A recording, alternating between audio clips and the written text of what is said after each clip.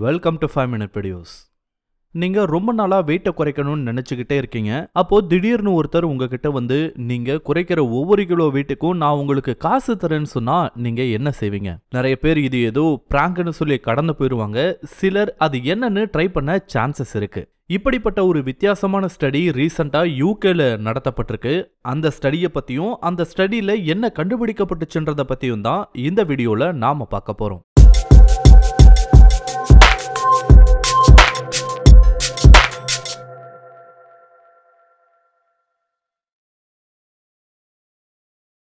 உலகம் முழுக்க இன்னைக்கு எதிர்கொள்ற பொதுவான பிரச்சனைகள்ல ஒண்ணு ஒபிசிட்டி.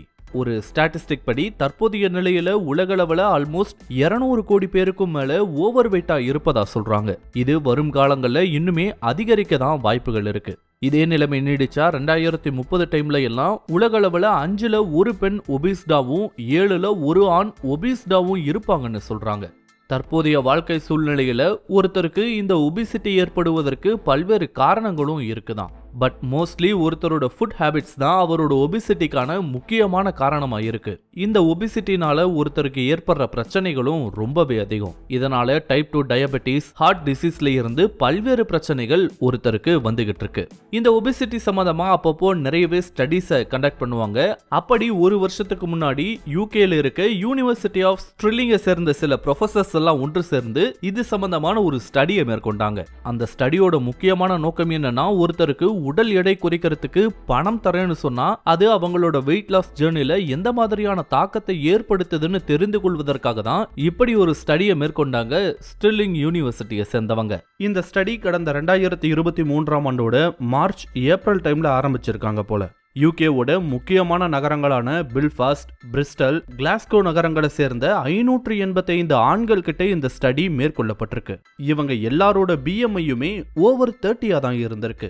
இந்த அளவுன்றது ஒபிசிட்டியை குறிக்கக்கூடிய ஒரு பிஎம்ஐ வேல்யூ தான். அப்படிப்பட்ட நபர்கள் தான் இந்த ஒரு ஸ்டடிக்காக தேர்ந்தெடுத்தும் இருக்காங்க. அதுக்கப்புறம் இவங்களை மொத்தமா 3 கேட்டகரியா வகைப்படுத்தி இருக்காங்க. அதுல முதல் குரூப்புக்கு டெய்லியும் வெயிட் லாஸ் பத்தின மோட்டிவேஷனல் மெசேஜஸ், அதோட அவங்க குறைக்கிற எடைக்கு தகுந்த மாதிரி ஒரு சின்ன மானிட்டரி பெனிஃபிட்னு அவங்களோட அக்கௌண்ட்ல வர வைக்கப்படும். ஒருவேளை இந்த குரூப்ல இருக்கவங்க சரியான முறையில கொடுக்கிற டாஸ்கை எல்லாம் முடிக்காம போனா அவங்க அந்த குரூப்ல இருந்தோ அந்த ஸ்டடியில இருந்தோ விலக்கப்படுவாங்க. அண்ட் அடுத்தடுத்த குரூப்ல இருக்க யாராவது அந்த முதல் குரூப்புக்கு மாற்றப்படுவாங்க. இது முதல் குரூப்போட வேலைகள். இரண்டாவது குரூப்புக்கு மானிட்டரி பெனிஃபிட் எல்லாம் கிடையாது. ஆனா ஒவ்வொரு நாளும் வெயிட் லாஸை என்கரேஜ் பண்ற மாதிரியான மெசேஜஸ் மட்டும் அவங்களுக்கு அனுப்பிட்டு வந்திருக்காங்க. அண்ட் கடைசியா இருக்க மூன்றாவது குரூப்புக்கு இது எதுவுமே கிடையாது. அவங்க முன்னாடி அந்த வெயிட் லாஸ்க்கு எந்த மாதிரியான முயற்சிகளை மேற்கொண்டாங்களோ அதையே தான் அந்த ஸ்டடி பீரியட்லயும் கண்டினியூ பண்ணணும். இந்த ரூல்ஸ் எல்லாம் அவங்களுக்குள்ள எந்த மாதிரியான மாற்றங்களை ஏற்படுத்துதுன்னு கடந்த 12 மாசமா மானிட்டர் பண்ணிட்டு வந்திருக்காங்க அந்த குழு. இந்த 12 மாசத்துல முதல் குரூப்ல இருந்த சிலர் மட்டும் டாஸ்க் சரியா கம்ப்ளீட் பண்ணாததால வெளியேற்றப்பட்டாங்க. அதை தாண்டி வேற எந்த பெரிய மாற்றங்களும் ஏற்பட்ட மாதிரி தெரியல.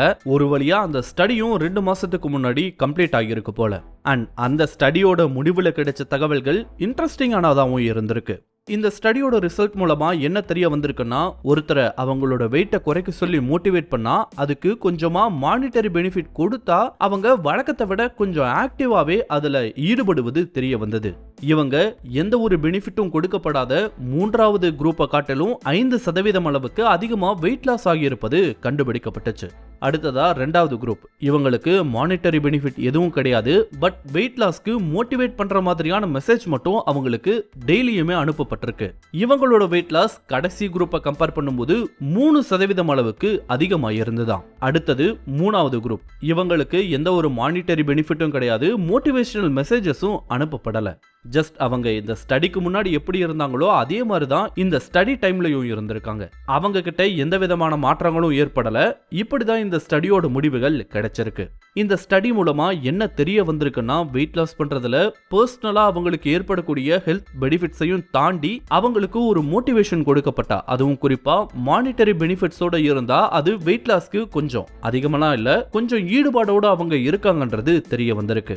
இப்படி ஒரு ரிசல்ட் தான் கிடைக்கும்னு இந்த ஸ்டடியை மேற்கொண்டவங்க இதை செஞ்சாங்களா, இல்ல இந்த ஸ்டடியோட ரிசல்ட்ஸ் எல்லாம் டிசப்பாயிண்டிங்கா இருந்ததான்ற தகவல் எதுவும் இல்ல. பட் மானிட்டரி பெனிஃபிட்ஸோட மோட்டிவேஷன் எல்லாம் கொடுத்துமே இவ்வளோ பர்சன்டேஜ் தான் வெயிட் லாஸ்ல அதிகமா இருக்குன்றது ரொம்பவே மோசமான விஷயம்னு தான் சொல்லணும். இந்த ஸ்டடி பத்தின ஒரு அஃபிஷியல் லிங்கை நான் டிஸ்கிரிப்ஷன்ல கொடுத்துருக்கேன். விருப்பம் இருந்தா அதையும் படிச்சு பாருங்க. ஸோ இதுதான் ஒரு ஒபீஸ்டு பர்சனுக்கு monetary incentives and motivational text messages எல்லாம் கொடுக்கும்போது அவரோட வெயிட் லாஸ் எந்த மாதிரி மாற்றம் அடையுதுன்றது சம்பந்தமா நடந்த ஒரு ஸ்டடியை பத்தின தகவல்கள். இந்த வீடியோ உங்களுக்கு பிடிச்சிருந்தா லைக் பண்ணுங்க, கமெண்ட் பண்ணுங்க, ஷேர் பண்ணுங்க. இதே மாதிரியான புதிய வீடியோக்களை பார்க்க மறக்காம 5 Minute Videos சேனலுக்கு சப்ஸ்கிரைப் பண்ணுங்க. அண்ட் மறக்காம நோட்டிபிகேஷன் பெல் ஐகானையும் கிளிக் பண்ணி விடுங்க. தேங்க்யூ.